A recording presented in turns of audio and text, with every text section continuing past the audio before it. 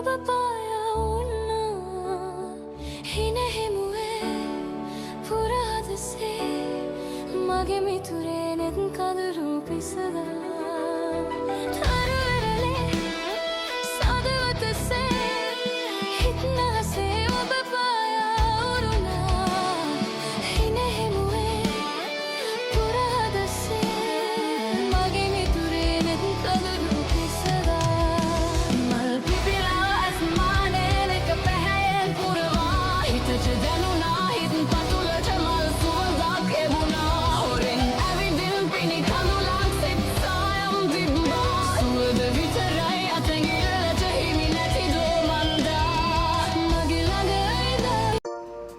හයි කොහොමද ඔයාලට? ඔන්න අදත් මම රෙඩි වෙන්නේ සුබ ගමනක් යන්න. ඒ මගේ ලොකු බබා ඉයෝන්ගේ කරාටේ ටූර්නමන්ට් එකකට.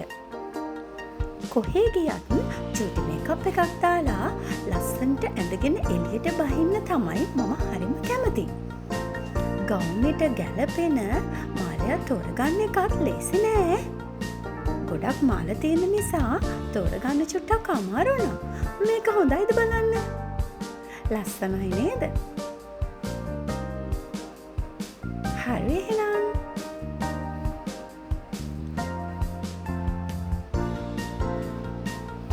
කොළඹ රොයල් කොලෙජ් එකට තනියම ලොකු බබා එක්ක බස් එකේ යන එක අමාරු වැඩක් නිසා අද ක්‍රිෂාන්ව ගෙදර තියාගත්තා. යෝන් කියන්නේ සුදු ලස්සන ඇස් දෙක චූටි බබෙක් නිසා එයාට කරාටි කිට් එක ඇන්දම ඇත්තටම ජපන් බබෙක් වගේමයි. කොමිත බෙල්ට් එක දිහා කාත බෙල්ට් එකවත් මට තාම හරියට දාගන්න බැහැනේ. හැමදාමත් කරන්නේ දාන්න try කරන එකමයි. මගේ වොයිස් එක චුට්ටක් අවුට් ගිහින් තියෙන්නේ. ඒක නිසා එච්චර ගණන් ගන්න එපා. කතා කරන්නේ චුට්ටක් අමාරුයි.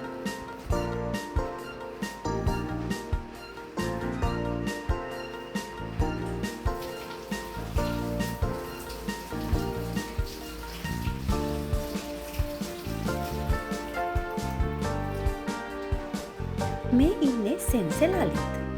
අපේ ලොකු බබාගේ කරාටි මාස්ටර්.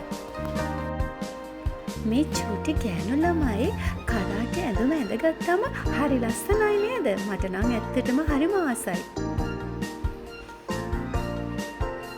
බලන්න එයාලා ටූර්නමන්ට් එකට රෙඩි වෙනවා.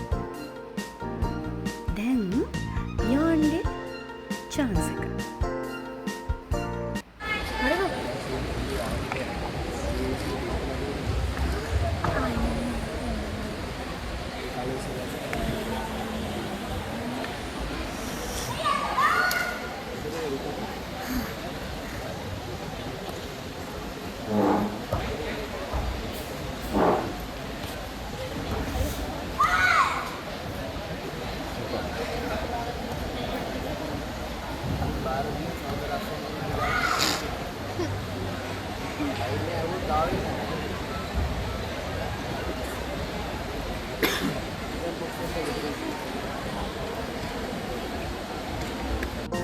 කාතකෙන් නම් යාට ප්ලේස් එකක් හම්බුනේ නෑ. කොමිත එකෙන් යාට තර්ඩ් ප්ලේස්. ඒකේ වීඩියෝ එක නම් ගන්න බැරි වුණා.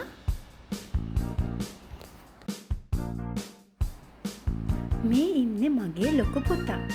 එයාගේ චූටි අත් දෙක අල්ලගත්තම මට දැනටමත් දැනෙන්නේ ලොකෝ ශක්තියක්, ලොකෝ හයියක්. අද මම මේ චූටි අත් දෙක අල්ලන් මෙහෙම ගියාට තව අවුරුදු ගානකින් එයා මගේ අත් දෙක අල්ලන් යයි නේද? මං හිතන්නේ ඕනම පුතෙක් ඉන්න අම්මා කෙනෙක්ට දැනෙන හයිය මටත් ඒ විදියටම දැනෙනවා. පුතෙක් කියන්නේ ඇත්තටම අම්මා කෙනෙක්ට ලොකු හයියක්. එහෙනම් ගිහින් එන්නම්. ලයික් කරන්න, කමෙන්ට් කරන්න, සබ්ස්ක්‍රයිබ් කරන්නත් අමතක කරන්න එපා.